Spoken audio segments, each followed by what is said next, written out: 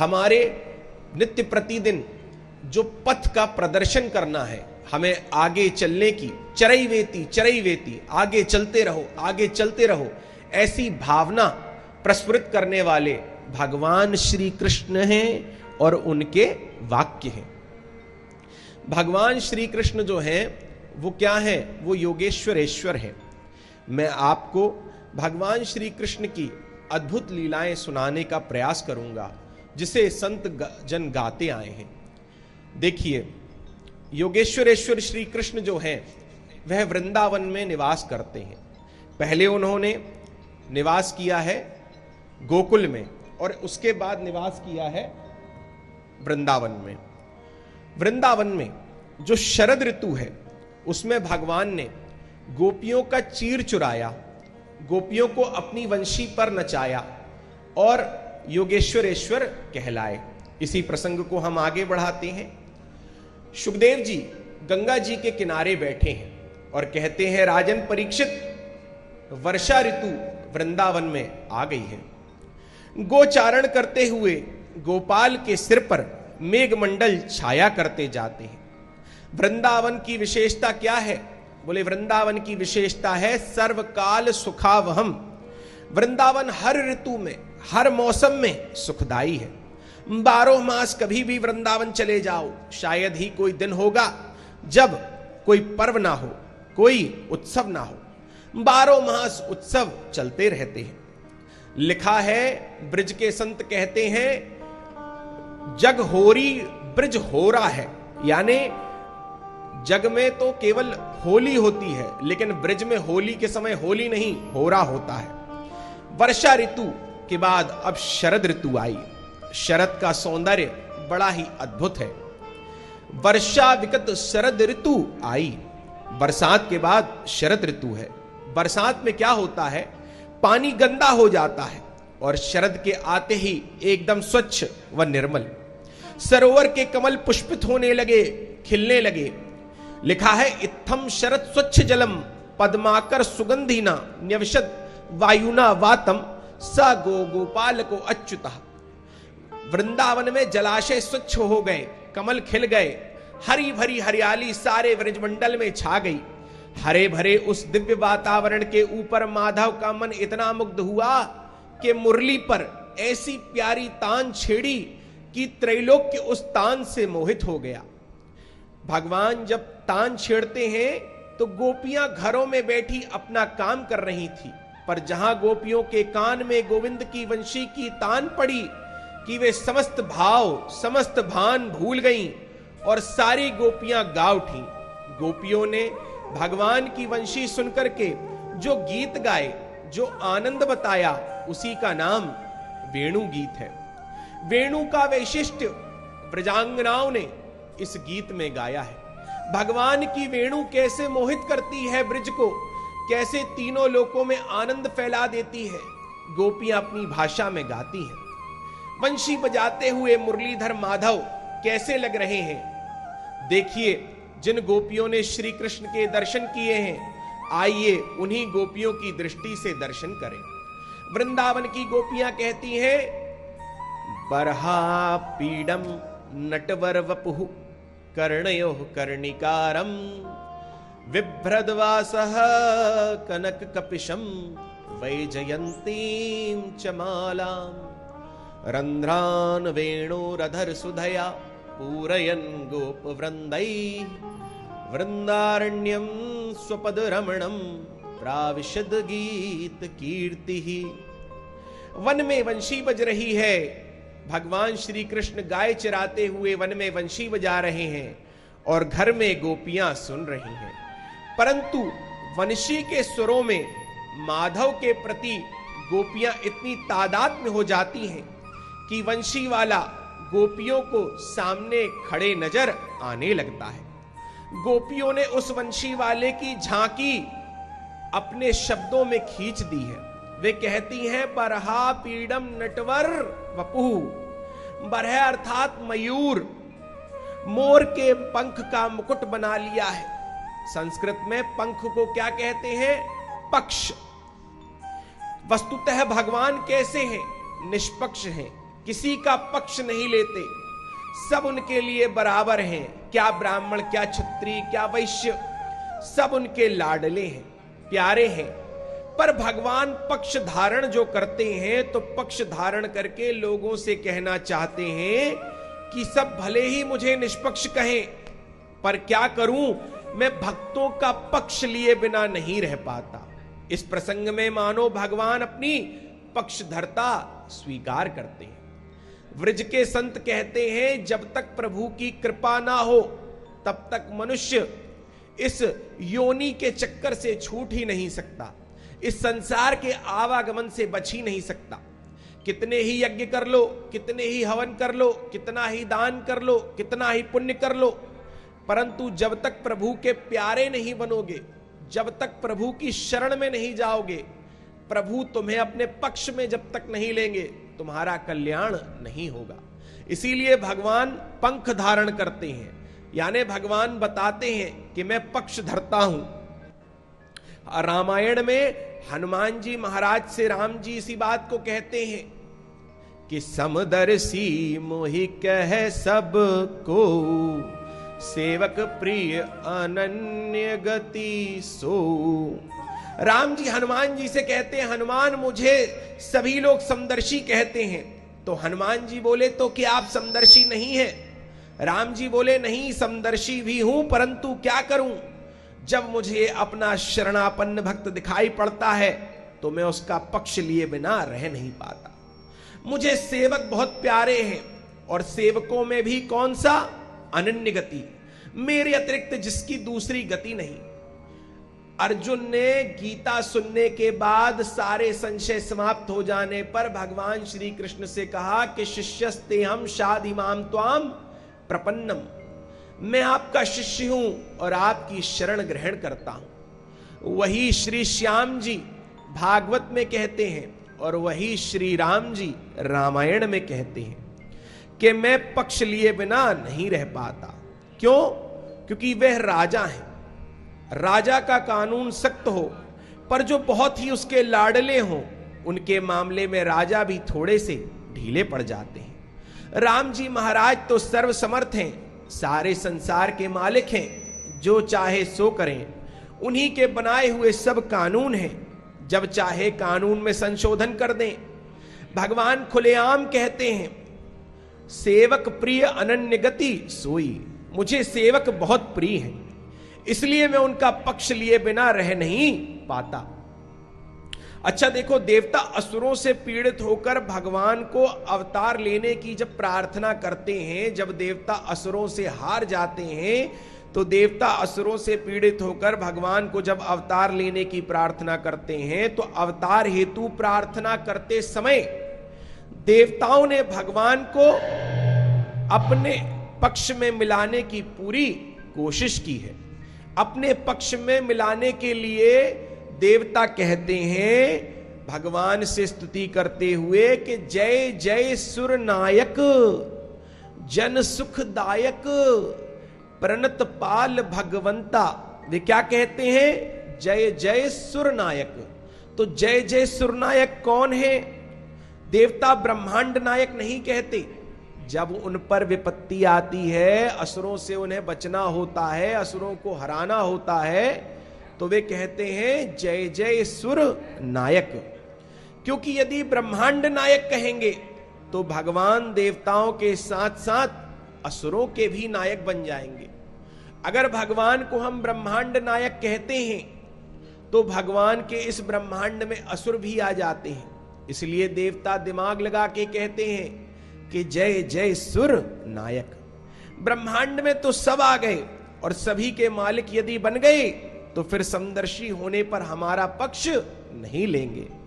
इसीलिए ब्रह्मांड नायक नहीं, अपितु देवता कहते हैं जय जय सुर नायक। भगवान की महिमा गाते हुए कहते हैं, आप हम देवताओं के नायक बने और असुरों के ना बने। भगवान प्राणी मात्र को परम सुख प्रदान करने वाले हैं, पर देवता कहते हैं प्राणी मात्र सुखदायक नहीं कहते, देवता कहते हैं जन सुखदायक। जो आपके प्रणत जन भक्त जन हैं, बस उन्हीं को सुखी बनाओ और दुश्मनों को ना बनाओ। भगवान सारे विश्व के विश्वंभर हैं, सबका लालन पालन करने वाले हैं। और देवता क्या कहते हैं? देवता विश्वंभर नहीं, प्रणत पाल, सबको मत पालिए। जो आपके प्रणत हैं, जो आपके शरणापन्न हैं, जो आपकी कृपा कटाक्ष के प्यासे हैं, उन्हीं को पालिए। जो आपकी शरण में आए हैं, उन्हीं की रक्षा कीजिए। अरे आप सर्व सुख संपन्न भगवान हैं, अतः हे भगवंता, जय जय सुरनायक, जन सुखदायक, प्रणत पाल। इन शब्दों से लगता है कि देवता भगवान की स्तुति करके भगवान को अपने पक्ष में लाने का प्रयास कर रहे हैं। तो पक्ष को धारण करके, मोर के पंख को पक्ष कहते हैं, पक्ष को धारण करके आज भगवान अपनी पक्षधरता स्वीकार करते हैं। इसीलिए पक्ष यानी पंख धारण किया है। अब प्रश्न उठता है कि पंख तो चाहे चिड़िया का हो, चाहे काग का हो, चाहे मयूर का हो, सभी को पक्ष कहा जाता है।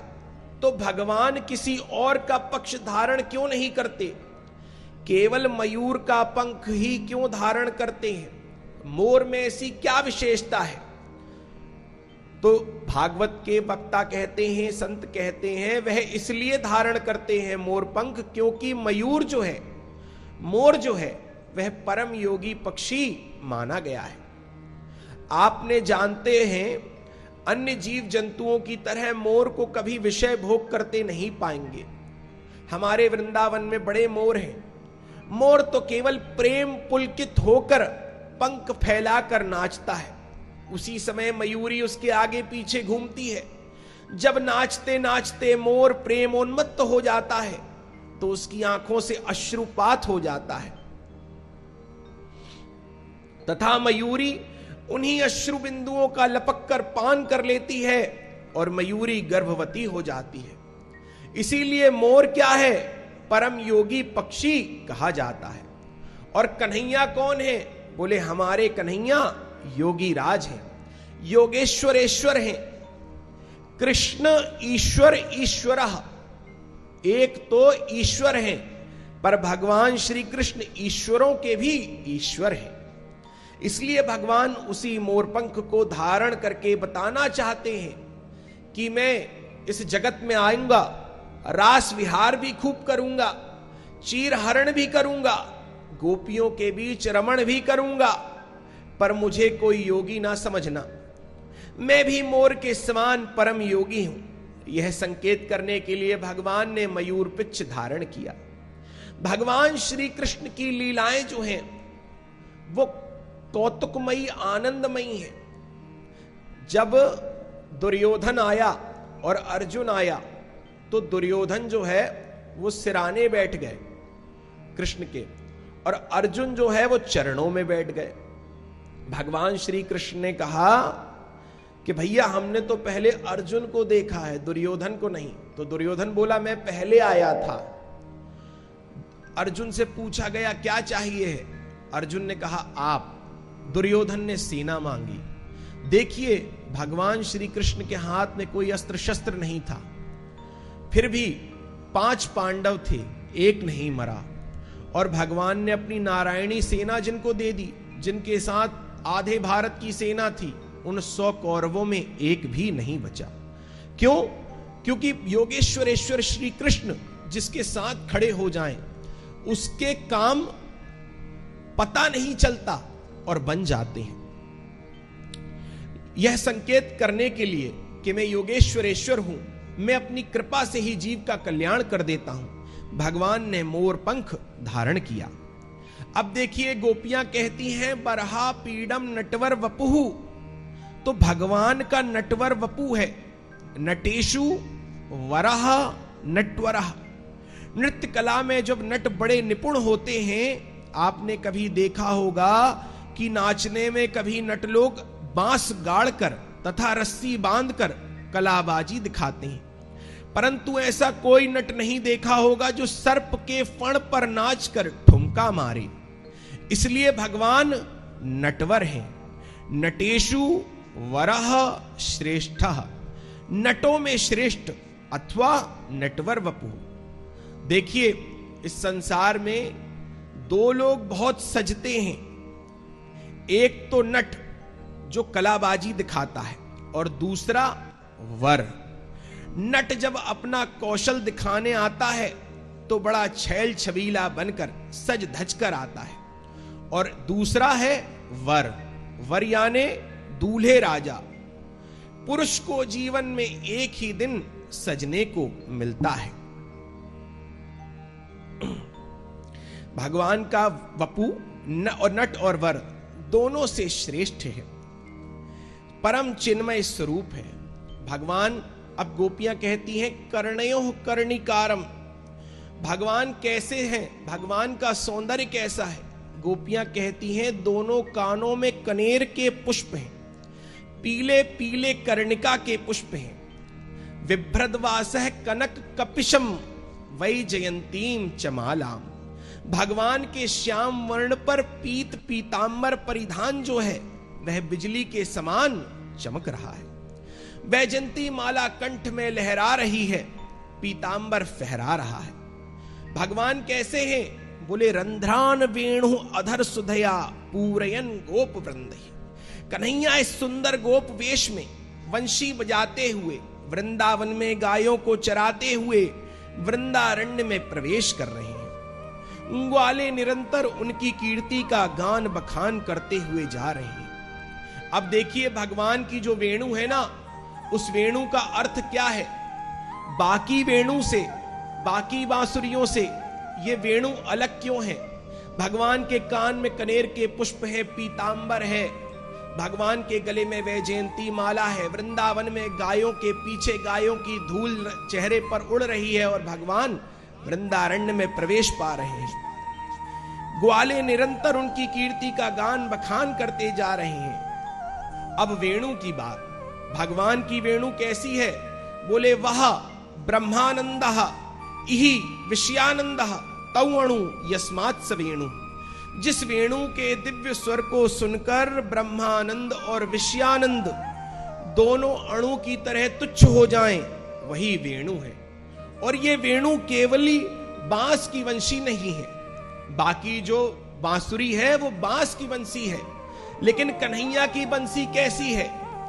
बोले ये वंशस्तु भगवान रुद्रः। अथर्व वेदोक्त श्री कृष्णोपनिषद में लिखा है, हमारे भूत भावन भगवान सांब सदा शिव, भगवान शिव ही गोविंद की सेवा करने के लिए वंशी के रूप में प्रकट हुए। भगवान ने इस वंशी को इतना सम्मान दिया कि गोपियों को सबसे ज्यादा जलन इस वंशी से ही होती थी। जब देखो तब गोपियां इस वंशी को अपनी सौत मानती थी और कहती हैं कि इस बावरी वंशी ने हमारा सुख चैन छीन लिया। अरे हम सुबह शाम कन्हैया के दर्शन को तरसती रहती हैं, और इस बावरी को तो देखो, इस वंशी के भाग्य को देखो, 24 घंटे भगवान श्री कृष्ण के अधर सुधा का पान करती रहती है, प्रतिपल उनके संग में रहती है। तो शिव स्वरूप वंशी की भगवान बहुत सेवा करते हैं कि सारी प्रकृति इस वंशी के स्वर से प्रभावित हो जाती है। जब भगवान वंशी पर तान छेड़ते हैं तो इस वंशी के स्वर से प्रकृति प्रभावित हो जाती है। वंशी की तान जब बजती है, वंशी की तान बज रही है, तो स्वर्ग में भी ध्वनि जा रही है। स्वर्ग में रंभा आदि अप्सराएं ताता थैया करके नाच रही थी। वंशी का स्वर सुनते ही नृत्य भूल गई। वंशी की तान उनके मन को ऐसा खींचती है कि स्वर ताल का ध्यान ही नहीं रहता, ताल लय सब छूट जाती है। यमुना जी की धारा कैसी है? निरंतर प्रवाहित होती है, कलकल बहती है, पर जब यमुना जी की धारा वंशी के स्वरों को सुनती है तो वंशी की स्वरों को सुनकर के यमुना जी की धारा ठहर जाती है। यमुना जी की धारा रुककर पाषाणवत ठहर कर वंशी को सुनती है, और भगवान की वंशी के प्रताप से जो गिरिराज गोवर्धन नाथ हैं, उनके पाषाण द्रवीभूत हो जाते हैं। देखिए जल कैसा है, कलकल बहता है, पर जल जब वंशी को सुनता है तो यमुना जी का जल ठोस हो जाता है, वहीं रुक जाता है। और गोवर्धन नाथ कैसे हैं? हार्ड, पाषाण है, पर वो पिघलने लगते हैं। पाषाण में जल का धर्म आ जाता है और जल में पाषाण का धर्म आ जाता है। यही गोविंद की वेणु का चमत्कार है। भगवान का स्वरूप दिव्य है, अद्भुत है। भगवान के स्वरूप की लीला का, उनकी कीर्ति का, उनकी कौमुदी का जितना गान किया जाए वह कम है।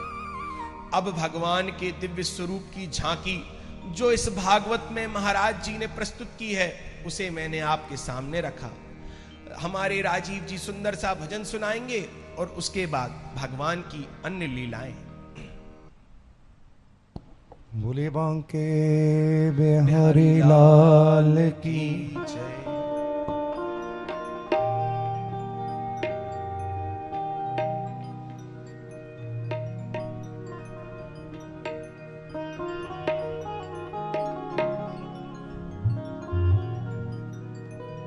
ओ मेरे गोपाल कन्हैया, मोहन मुरली वाले।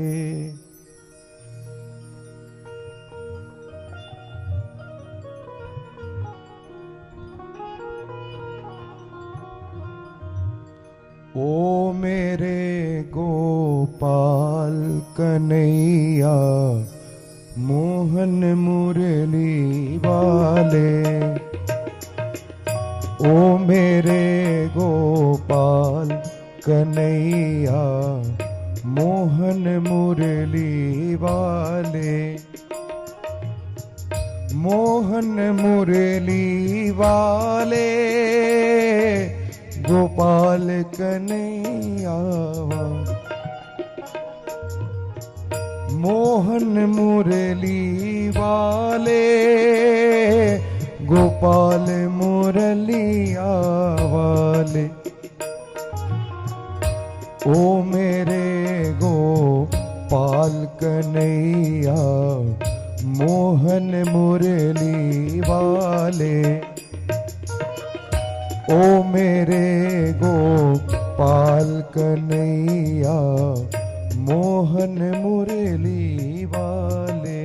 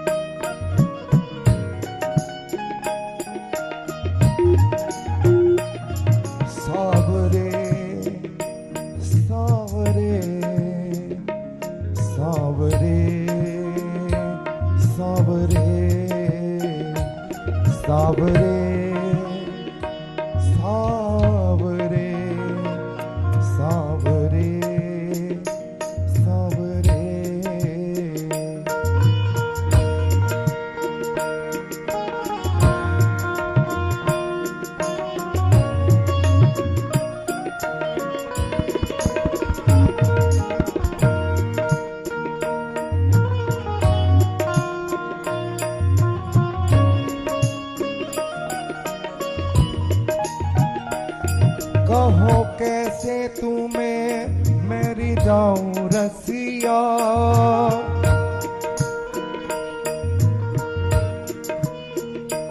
कहूँ कैसे तुझे मेरी जाऊं रसिया।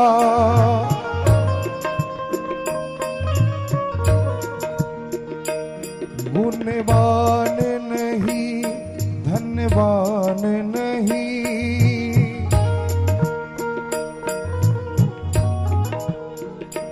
कोई बड़ा जगत में नाम नहीं।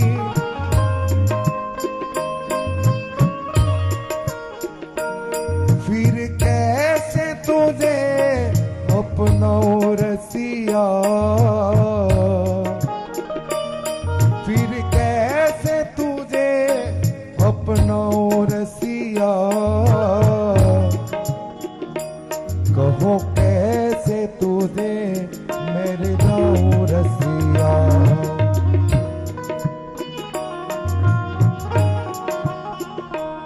सावरे सावरे सावरे सावरे सावरे सावरे सावरे सावरे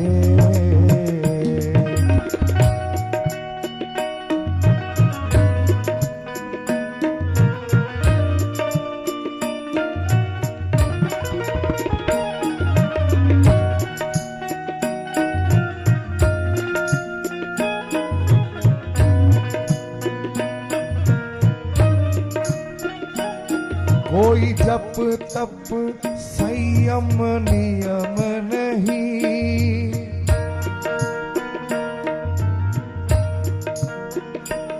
कोई जप तप संयम नियम नहीं,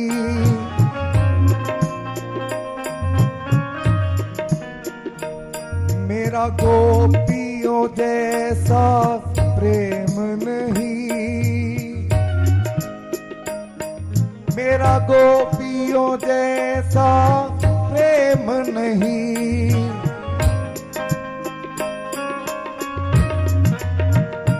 फिर कैसे तुझे अपनाऊं रसिया, कहो कैसे तुझे मैं रिझाऊं रसिया, कहूँ कैसे तुझे मैं रिझाऊं रसिया। ओ मेरे गोपाल कन्हैया मोहन मुरली वाले, ओ मेरे गोपाल कन्हैया मोहन मुरली वाले।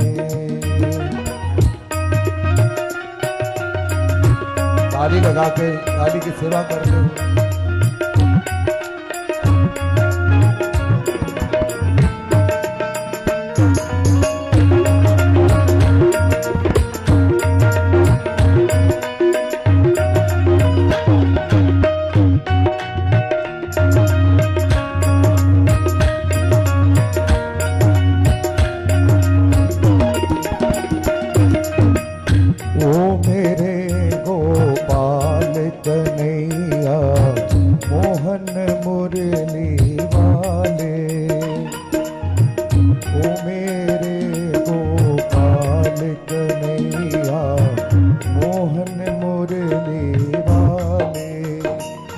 कोई गुण का बड़ा भंडार नहीं, कोई गुण का बड़ा भंडार नहीं, मेरा मीरा जैसा प्यार नहीं, मेरा मीरा जैसा प्यार नहीं,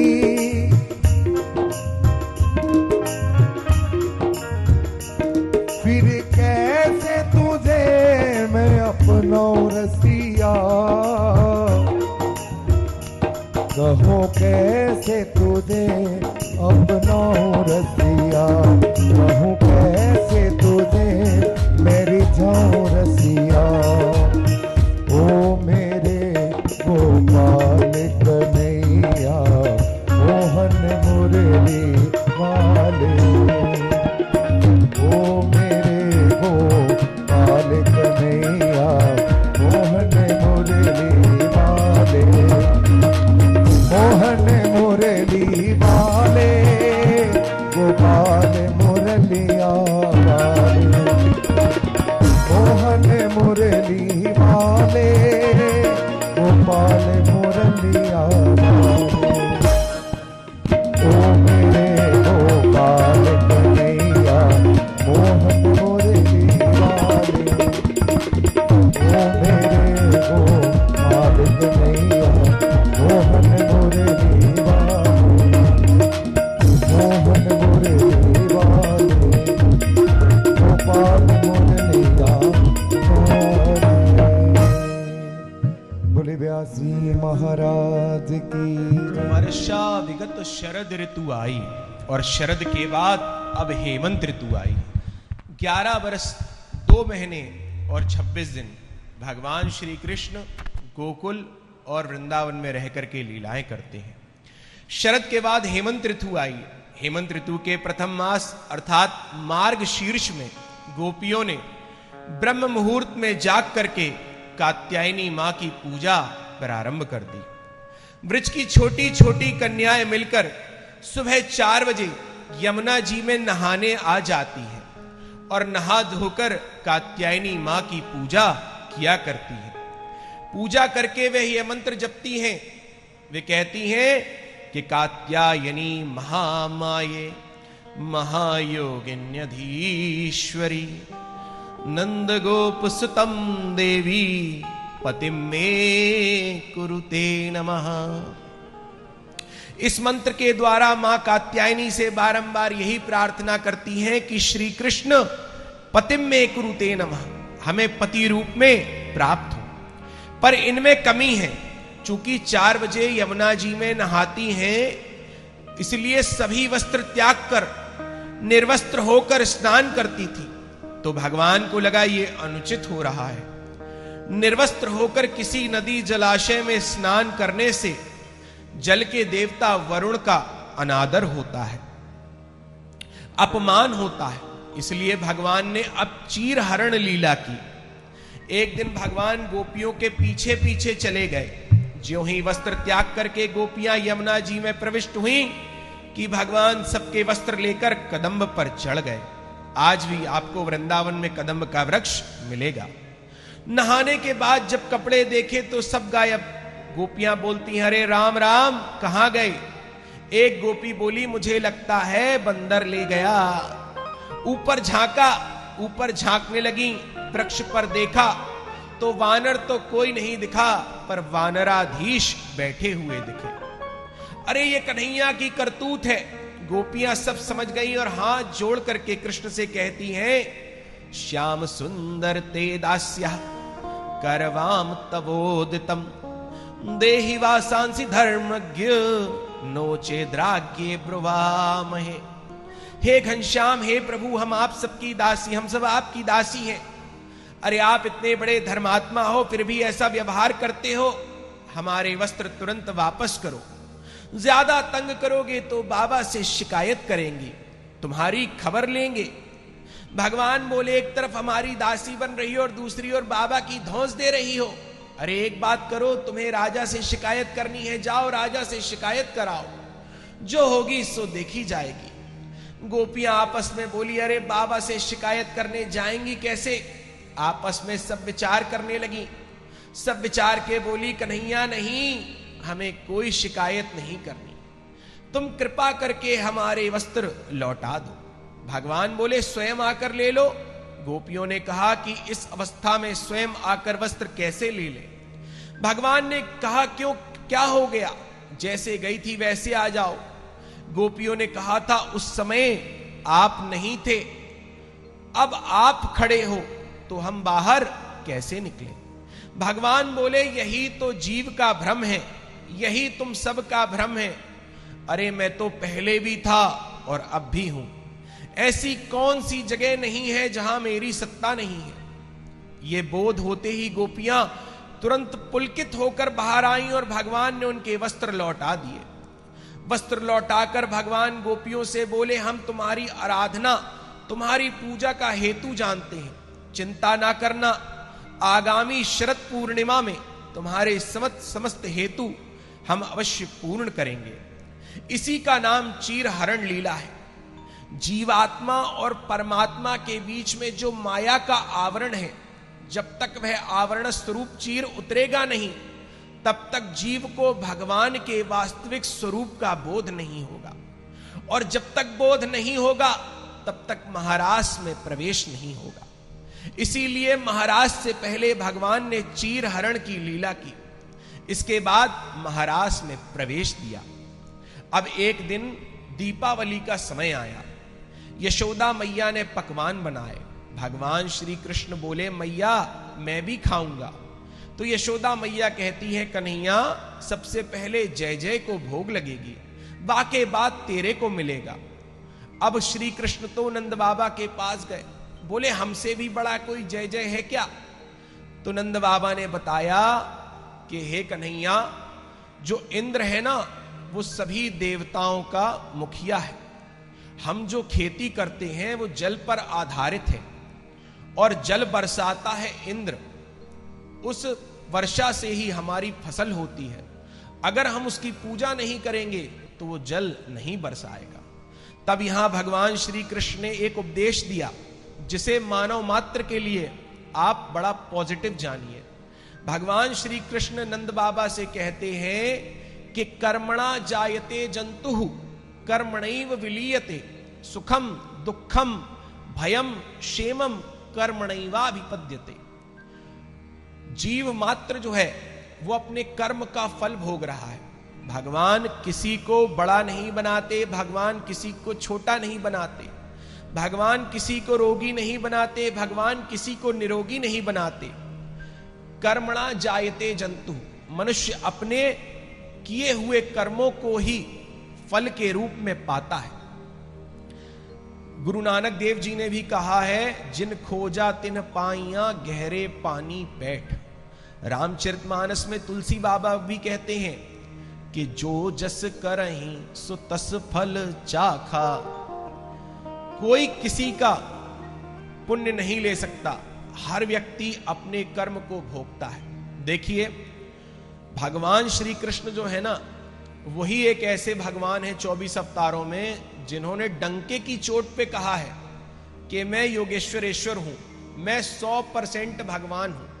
भगवान तो राम भी हैं, पर उन्होंने कहीं घोषणा नहीं की, पर भगवान श्री कृष्ण घोषणा करते हैं और अपनी लीलाओं से उस वाक्य को सार्थक करके दिखाते हैं। हमारे वृंदावन में एक बहुत प्रसिद्ध इस्कॉन टेम्पल है जो कि विश्व में है।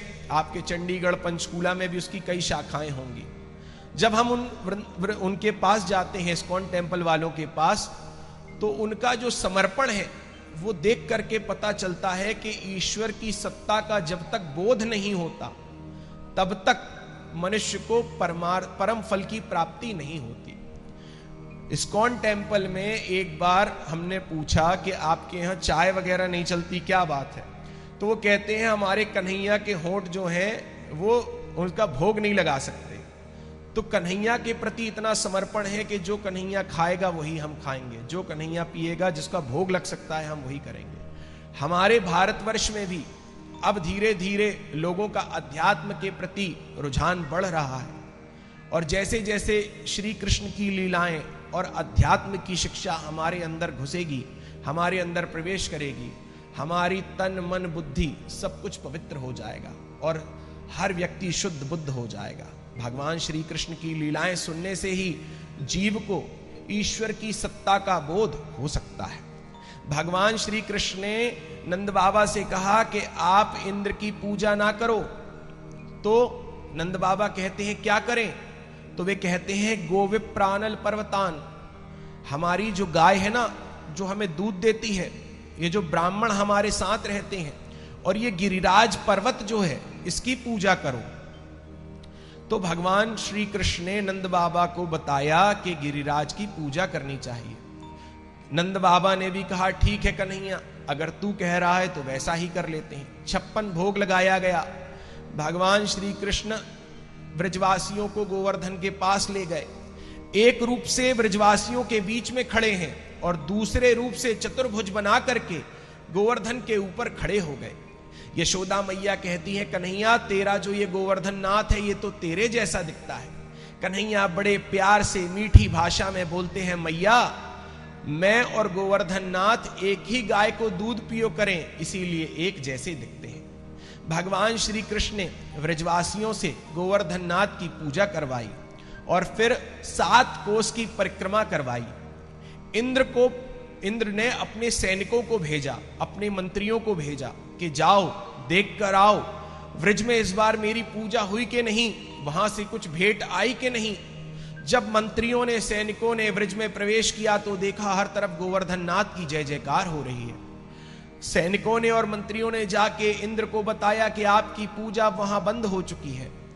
इंद्र सभी देवताओं का मुखिया है, ये जो अग्नि है ना, ये अग्निदेव प्रकट करते हैं, अग्निदेव हमें देते हैं। अग्निदेव का मुखिया इंद्र है, वरुण देव का मुखिया इंद्र है। हर देवता जो पृथ्वी अग्नि जल वायु आकाश है, इसका देवता जो मुखिया है वो इंद्र है। तो इंद्र ने सांवर्तक मेघों को बुलाया और कहा कि मूसलाधार वर्षा जाकर के व्रज में कर दो। 7 दिन और 7 रात वृंदावन व्रज में मूसलाधार वर्षा होती रही। भगवान श्री कृष्ण ने 7 वर्ष की आयु में 7 कोस के गोवर्धन नाथ को 7 दिन और 7 रात तक अपनी छिंगली पर उठा करके रखा।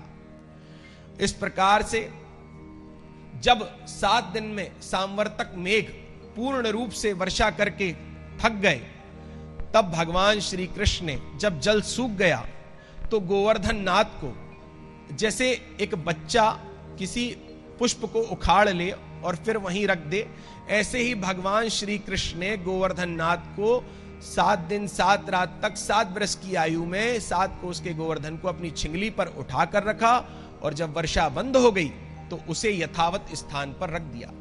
भागवत में लिखा है, भगवान अपि तम शैलम स्वस्थाने पूर्वत प्रभु पश्यताम सर्वभूतानाम स्थापयामास लीलया। खेल खेल में प्रभु ने गोवर्धन उठाया था, उसी प्रकार से बड़ी सहजता से यथास्थान भगवान ने ज्यों का त्यों रख दिया। सब व्रजवासी अपने घर लौट गए। सबके मन में एक ही बात आती है कि कन्हैया मारो भगवान है। देखिए, भगवान ने 3 जगह लीलाएं की हैं। एक वृंदावन में, एक मथुरा में राजा मुखिया बन करके, और एक द्वारकाधीश में। वृंदावन की लीलाएं हम हरिद्वार में महाराज जी के साथ अपनी वाणी से कह के आ रहे हैं। यह ब्रज की लीला का आखिरी अध्याय है। तो भगवान ने सबके मन में अब जो लीलाएं हैं, भगवान सब राक्षसों को मारते जा रहे हैं, तो कुछ कुछ सीधे साधे व्रजवासियों को समझ में आने लगा कि कन्हैया तो अद्भुत लीला करता है। सबके मन में एक बात आती है कि कन्हैया तो हमारा भगवान है। अभी तक जो भगवान के साथ खेलते थे, भगवान के साथ झूठा मीठा खाते थे, वे बेचारे दूर दूर हाथ जोड़कर जाने लगे। कन्हैया ने मुड़कर देखा, क्यों भैया व्रजवासियों, सबके सब हाथ काय को जोड़ रहे हो? व्रजवासी कान पकड़वे लगे, कन्हैया अरे आज तक तो को नंद को छोरा समझकर तेरे साथ चाहे जैसे खेल रहे, चाहे जैसे बोल रहे, चाहे जैसा व्यवहार कर रहे, अरे हम तो सखा समझकर सब बातें कर रहे, पर आज पता चली कि तू तो भगवान है। अब आज के बाद कबऊ ना खेलवे वाले, ना जाने भगवान है तू और भगवान को का अपराध हमसे बन जाए। अब तक की गलती माफ करियो भैया, आज के बाद कबऊ नहीं खेलवे वाले। श्री कृष्ण को लगा ये तो सब गड़बड़ हो रहा है। अरे मैं इन ग्वाल वालों में गुप्त रहकर खेलने आया था, इन्होंने मुझे भगवान मान लिया तो सब गड़बड़ हो जाएगा। हंसकर प्रभु बोले, ए ब्रजवासियों, तुमने भगवान कैसे समझ लिया? ब्रजवासी बोले, भैया भगवान ना आए तो कौन है तू?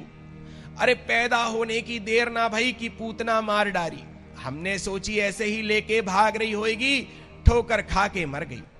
जैसे तैसे मन को समझाए लियो, तैने एक लात में गाड़ी में एक लात मारी और बैलगाड़ी उड़ गई। हमने सोची आंधी तूफान में ऐसे ही उड़ गई होगी। अरे तृणावर्त मारो बड़े बड़े असुर, तैने चुटकियन में मार दिए। हम बार बार अपने मन को जैसे तैसे समझाए लियो करते, पर आज जब तेरी एक अंगुरिया पे 7 कोस को गोवर्धन देखियो तो लाला, अब तो मन में कऊ कसर ना आए, तू निश्चित भगवान है। जे काम भगवान के अलावा कोई ना कर सके। कन्हैया बोले, ब्रजवासियों बावरे मत बनो, तुम्हें एक बात तो पतो ना है, मेरे गोवर्धन देवता ने मोकू एक मंत्र दियो है। अब देखो भगवान ब्रजवासियों को घुमा रहे हैं। अरे वह मंत्र को चमत्कार ऐसो है कि यदि मैं वह मंत्र को जप लऊं तो वह समय मोकू जो भी देखेगा, बाकी सबरी ताकत मुंह में आ जाएगी। मैंने गोवर्धन उठाकर वह मंत्र पढ़नो प्रारंभ कियो, तुम सब के सब मोकू टुकुर टुकुर देखवे लगे। तुम जब मुझे देखने लगे तो तुम सबन की ताकत मुंह में आ गई और मैंने अकेले ने गोवर्धन उठाए लियो। भोले भाले ब्रजवासी सब श्री कृष्ण की बात मान गए। लपक करके कन्हैया को हृदय से ब्रजवासियों ने लगाया, अरे कन्हैया भैया, तूने खूब बताई ये बात, नहीं तो आज तो हम सचमुच घबराए कि तू भगवान है। इस प्रकार भगवान अपनी गुणों को ब्रजवासियों के बीच में छुपा करके, अपने ऐश्वर्य को छुपा करके भगवान श्री कृष्ण बाल लीलाएं करते हैं। कार्तिक शुक्ल प्रतिपदा के दिन गोवर्धन नाथ की पूजा हुई। द्वितीया को सबने भैया दूज का अवसर मनाया और तृतीया से नवमी पर्यंत 7 दिन तक इंद्र ने पानी बरसाया। 10वीं तिथि में एकांत में अवसर पा करके इंद्र आया। इंद्र ने भगवान श्री कृष्ण की शक्ति को पहचान लिया और चरणों में प्रणाम किया और भगवान की स्तुति गाई। इंद्र कहता है, विशुद्ध सत्वम तव धाम शांतम तपोमयम ध्वस्त रजस्तमस्कम मायामयोयम गुण संप्रवाहो न विद्यते ते ग्रहणानुबंधा। हे प्रभु, आप परम विशुद्ध सत्व में स्थित परम पुरुष भगवान नारायण हैं। तमोगुण और रजोगुण कलयुगी जीवों को छूता है, पर तमोगुण और रजोगुण आपको छू भी नहीं सकता। यह सारा त्रिगुणात्मक प्रपंच आपकी माया से ही चल रहा है। हे प्रभु, हम आपको प्रणाम करते हैं। आप ही जगत के पिता हो, सारे जगत के मालिक हो। जो मुझ जैसे भटके हुए जीव हैं, उनका मान भंग करने के लिए आप स्वेच्छा से वपु धारण करके, शरीर धारण करके प्रकट हुए हो। मुझे क्षमा करना, मुझ पर अनुग्रह करना। मेरी बुद्धि दोबारा इस प्रकार की ना हो, मैं आपकी भगवत्ता को भूल ना जाऊं और आपकी भगवत्ता को पहचानते हुए दोबारा अभिमान ग्रस्त ना हो। हे प्रभु, ऐसा अनुग्रह करो। भगवान हंसे। भगवान बोले, हे महेंद्र, मैं जिससे बहुत प्रेम करता हूं उसी का अभिमान तोड़ देता हूं। भगवान जिस पर कृपा करते हैं उसका अहंकार नष्ट कर देते हैं। भगवान कहते हैं, यह मेरा स्वभाव है।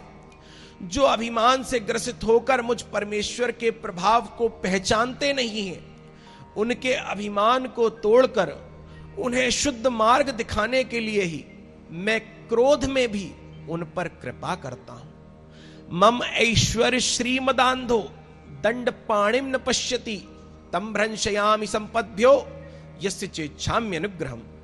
जिसके ऊपर भगवान अनुग्रह करते हैं, अनुग्रह करना चाहते हैं, उसी का अभिमान तोड़ देते हैं। जाओ देवराज, तुम्हारा कल्याण हो। अभिमान से रहित होकर अपने अधिकार को स्वीकार करो। सुरभि गाय जिसको लेकर के इंद्र आया था, क्योंकि भगवान क्या है, गोपाल है। गाय को देख करके उन्हें दया आ जाती है, उनका क्रोध शांत हो जाता है। तो इंद्र अपने साथ अपनी रक्षा के लिए कि भगवान मुझ पर क्रोध करके श्राप ना दे दे, सुरभि गाय को लाया था। सुरभि गाय ने भगवान श्री कृष्ण का अपने दुग्ध से अभिषेक किया।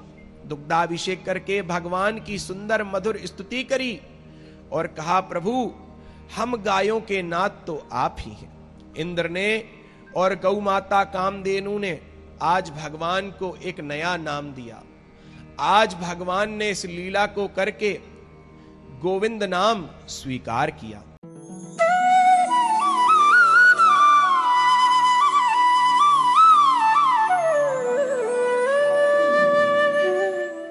आप हमारे संत वाणी चैनल को सब्सक्राइब करें, वीडियो को लाइक करें, शेयर करें और हाँ, बेल आइकन पर क्लिक करना बिल्कुल ना भूलें, ताकि हमारी किसी भी वीडियो की सूचना सबसे पहले आपको मिले।